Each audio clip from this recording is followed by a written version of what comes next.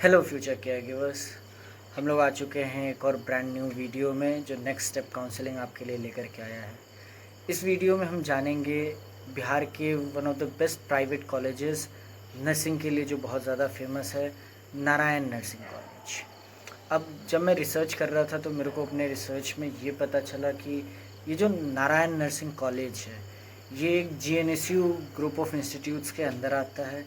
ये जो group of institutes है ये वेरियस कोर्सेज अलग अलग फील्ड में अलग अलग तरीके के कोर्सेज कराते हैं। जैसे आप पूछेंगे सर क्या कोर्सेज करवाते हैं तो ये इंजीनियरिंग के फील्ड में बीटेक करवाते हैं, फार्मेसी के फील्ड में बी फार्मा डी फार्मा सारी फार्मेसी के कोर्सेज करवाते हैं। ये यहाँ तक कि इनका खुद का एक एमबीबीएस कॉलेज भी है, ये एमबीबीएस भी करवाते हैं, पोस्ट पीजी भी करवाते हैं, एमबीबीएस के बाद लाइक एमडी करवाते हैं, एमएस करवाते हैं। और ये नर्सिंग के कोर्सेज़ भी बहुत ज़्यादा करवाते हैं जिसमें डिप्लोमा इन नर्सिंग आता है, बैचलर्स ऑफ नर्सिंग आता है और एएनएम कोर्सेज़ आते हैं, जीएनएम कोर्सेज़ आते हैं, एमएससी नर्सिंग तक ये कॉलेज करवाता है। तो इस कॉलेज का जो पेशेंट आउटफ्लो इनफ्लो है वो भी बहुत ज़्यादा है। और इसके साथ साथ इस कॉलेज का जो इंफ्रास्ट्रक्चर है और जो एलुमनाई नेटवर्क है, इतने सालों से स्टूडेंट्स इसमें पढ़ते चले आ रहे हैं तो उसमें भी कहीं दिक्कत नहीं है। और बात करें इस कॉलेज की तो ये जो कॉलेज है ये 2020 के जो न्यू एजुकेशन पॉलिसी आई थी हमारी गवर्नमेंट ऑफ इंडिया की तरफ से, उस पे बेस्ड इनका करिकुलम है। और ये कॉलेज सही मायनों में आपको एकेडमिक, एक्स्ट्रा कोकरिकुलर एक्टिविटीज़, सारी चीज़ों का एक परफेक्ट बैलेंस कॉम्बिनेशन बना करके देता है।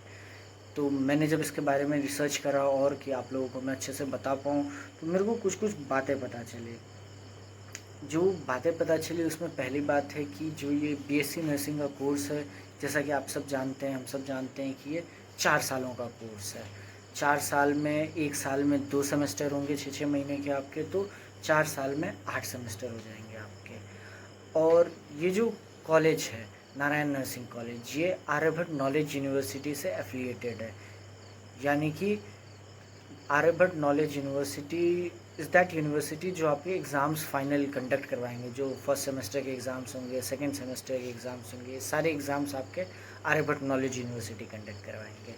और इसके साथ साथ इनका जो उद्देश्य है इस प्रोग्राम को लेकर के कि ऐसे केयर गिवर्स मेडिकल प्रोफेशन में आ सके जो पैशनेट हो, जिनके पास कंपैशन हो, पेशेंट्स को लेकर के सिंपैथी हो, और वो जो हमारा नर्सिंग डिपार्टमेंट है, जो हमारी नर्सिंग फैसिलिटी है all over India, all over Bihar, उसको और स्ट्रेंथन कर सके।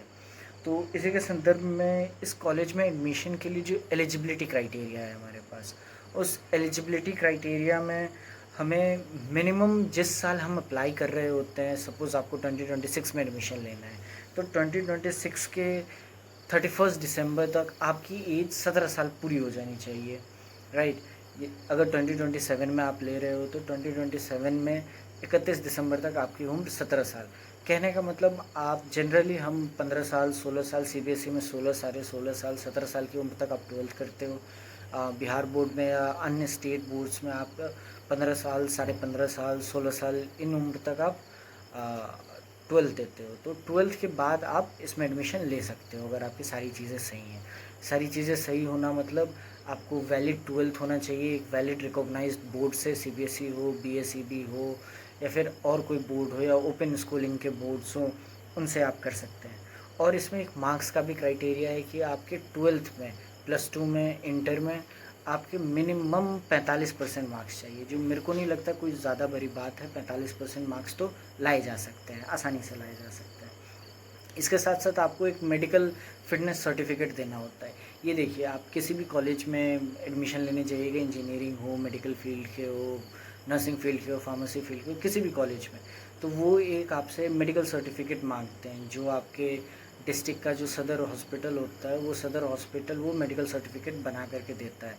कुछ नहीं करना होता है, एक फॉर्म होता है जो आपको कॉलेज से ही मिलता है। उस फॉर्म को ले जा करके आपके कुछ बेसिक चेकअप्स होते हैं, वो चेकअप्स करके जो वहाँ का मेडिकल ऑफिसर होगा आपके सदर हॉस्पिटल का, district hospitals, government district hospitals का, सदर अस्पताल का, वो उस पर साइन कर देगा, अपना स्टैंप लगा देगा, वही आपका मेडिकल सर्टिफिकेट हो गया। आप अपने बाकी डॉक्यूमेंट्स के साथ, जो एजुकेशन के डॉक्यूमेंट्स है उसके साथ साथ आप मेडिकल सर्टिफिकेट दे देंगे। आपके क्राइटेरिया के हिसाब से 45% मार्क्स आए होंगे, आप 17 साल की उम्र आपकी हो गई होगी, तो आपका एडमिशन होने में कहीं दिक्कत नहीं आएगा। और एडमिशन की जो इसमें बात है, वो साल में बस एक बार ये एडमिशन लेते हैं। अभी जो ये जुलाई का महीना चल रहा है, जब मैं ये वीडियो रिकॉर्ड कर रहा हूँ, तो अभी के टाइम पे इनके एडमिशन्स ओपन हैं, तो आप इनके एडमिशन्स भी करवा सकते हैं, अप्लाई कर सकते हैं। और जो इनका करिकुलम है वो मैंने आपको पहले ही बताया था, जो NEP नेशनल एजुकेशन पॉलिसी 2020 आया था, उसके हिसाब से ये उसी पे बेस्ड है। और एक हमारा होता है इंडियन नर्सिंग काउंसिल, जैसे अलग अलग चीज़ों के काउंसिल होते हैं। MBBS की पढ़ाई के लिए medical council of India, dental की पढ़ाई के लिए dental council of India, Ayurveda homoeopathy के पढ़ाई के लिए हमारा आयुष मंत्रालय जवाबदेही रखता है उसका। वैसे ही नर्सिंग की पढ़ाई के लिए ऑल ओवर इंडिया में जो हाईएस्ट अथॉरिटी है वो है इंडियन नर्सिंग काउंसिल। ये इंडियन नर्सिंग काउंसिल ने जो सिलेबस सजेस्ट किया हुआ है कि हम बच्चों को ये पढ़ाना है, बच्चों को ये थ्योरी की नॉलेज देनी है, बच्चों को ये प्रैक्टिकल्स की नॉलेज देनी है, वो सारी चीज़ें आपको इस कोर्स में, इस कॉलेज में मिल जाएंगी। इसकी जो सबसे इम्पॉर्टेंट बात है, जो बच्चे अक्सर पूछा करते हैं, सर इसका फ़ीस कितना रहेगा, फ़ीस स्ट्रक्चर कितना रहेगा। तो मेरे रिसर्च में मेरे को जितना मालूम चल पाया, मैंने इसके पुराने बच्चों से भी बातें करी, ऑनलाइन भी देखा, ऑफलाइन भी जा कर के मैंने देखी चीज़ें, तो उसमें मेरे को जो पता चल पाया है, तो 90,000 रुपीज़, 90,000 रुपये पर सेमेस्टर आपके ट्यूशन फ़ीस लगेंगे। ये क्या होगा? सिर्फ ट्यूशन फ़ी होगा। ट्यूशन फ़ी मतलब कॉलेज को देने वाला फ़ी। आप नर्सिंग कर रहे हैं, वहाँ से BSc नर्सिंग कर रहे हैं, इसके एवज में जो आप कॉलेज को फ़ीस दीजिएगा वो होगा 90,000 पर सेमेस्टर। अब BSc नर्सिंग 4 सालों का कोर्स है, 1 साल में 2 सेमेस्टर, तो 4 सालों में हुआ 8 सेमेस्टर। 8 सेमेस्टर, 1 सेमेस्टर का 90,000, तो 8 सेमेस्टर का बन जाता है 7,20,000। ये 7,20,000 आप BSc नर्सिंग पढ़ रहे हैं। इस पढ़ाई के बदले जैसे स्कूल में हम फ़ीस दिया करते थे मंथली, ये सेमेस्टर वाइज 90,000 फ़ीस, टोटल 7,20,000 की फ़ीस हुई आपकी कॉलेज की फ़ीस, जिसको हम ट्यूशन फ़ीस बोलते हैं। इसके अलावा और खर्चे होते हैं। आप as a guardian, as a student, आपको अपना बजट देखना हो, बजट बनाना हो, तो आप ऐसा बिल्कुल नहीं सोचेंगे कि मेरे टोटल खर्चे 7,20,000 हुआ। हर सेमेस्टर यूनिवर्सिटी आपसे एग्ज़ाम फॉर्म फिल करवाएगा। एग्ज़ाम फॉर्म के आपको 3,000, 4,000, 5,000, 6,000, यूनिवर्सिटी पे डिपेंड करता है वो कितना लेता है, उतना आपको देना होगा। हर सेमेस्टर फॉर्म फिल, हर सेमेस्टर ये अप्रॉक्स 6,000 आपके लगेंगे। उसके साथ साथ रहने खाने का, कॉलेज के हॉस्टल में आप रहेंगे तो हॉस्टल की फ़ीस लगेंगे, वहाँ पे मेस का चार्ज लगेगा।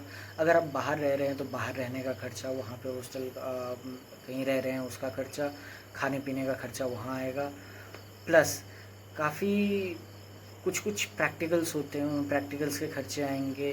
कुछ प्रैक्टिकल्स करने के लिए अगर आपको बाहर जाना पड़ता है कहीं पे, तो उसके खर्चे आपको आएंगे। तो ऑन एन एवरेज अगर आप रहना खाना हटा दें, फिर भी मैं अपनी समझ से, जितना मेरे को समझ है, मैं उससे आपको बता रहा हूँ कि 7,20,000 को आप कम से कम 7,70,000, 80,000 रुपये सिर्फ ये समझ के रखें कि हाँ 7,80,000 रुपये मेरे को कॉलेज को ही देने पड़ेंगे। इसमें रहना और खाना इंक्लूडेड नहीं है। वो जोड़ेंगे तो आपका बजट 1 साल में लगभग, मेरा मानना है 1,00,000 रुपये आपके रहने खाने में जाएगा ही जाएगा, तो उतना लग जाएगा। और हाँ, एक बहुत इम्पॉर्टेंट बात मैं आपको बताना भूल गया, ये कॉलेज हमारे सासाराम, बिहार के सासाराम में लोकेटेड है, वहाँ पे स्थित है। एक जमुआर करके जगह है, वहाँ पे है। तो इस कॉलेज के बारे में आपको और जो भी जानकारी चाहिए होगी आप कमेंट कीजिएगा। बाकी इस कॉलेज के लिए फ़िलहाल इतना ही। बहुत बहुत धन्यवाद।